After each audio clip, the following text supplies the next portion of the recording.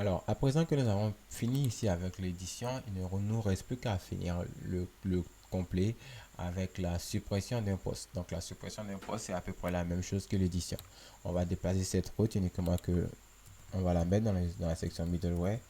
Et ici, on va aller voir la méthode delete de ce post controller. Donc là, vous allez voir qu'ici, on a un post et on a juste appelé le post delete. Donc, juste avant de faire ça, ce qu'on peut faire, c'est qu'on peut faire ici cette même vérification, hein. On peut ici prendre tout ce même bloc de code là. Et ici, on va dire que juste après le try, on le met là.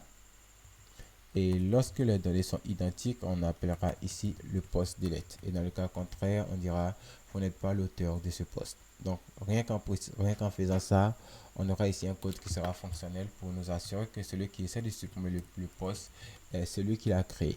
Donc là, si on retourne ici et qu'on essaie de supprimer un post qui ne nous appartient pas, donc la route c'est post slash, il n'y a pas de delete, donc post slash l'id.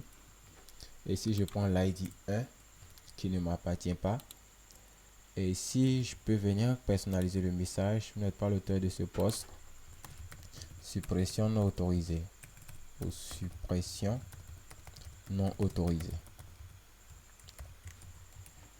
et que j'essaie de supprimer ce post qui ne m'appartient pas, et là je passe ici en delete maintenant, et que je clique ici sur send, on aura ici vous n'êtes pas l'auteur de ce post, suppression non autorisée, parce que je n'ai pas créé ici ce post, et ce post est rattaché à l'utilisateur qui a l'id 0, c'est-à-dire aucun utilisateur. Et là maintenant, si je prends ici un post qui m'appartient avec l'id 9, parce que l'id 9 est celui qui m'appartient, qui est lié ici au compte qui est actuellement connecté. Et si je fais ça, que je clique ici sur send, vous allez voir qu'il me retournera le post a été supprimé avec les informations du post concerné.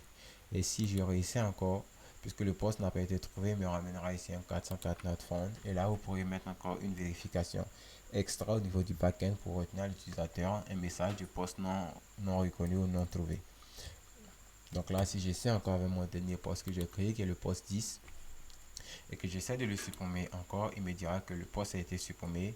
Et si j'essaie encore une fois de revenir avec un post qui ne m'appartient pas, et que je clique ici sur send, il me dira vous n'êtes pas l'auteur de ce post, suppression non autorisée.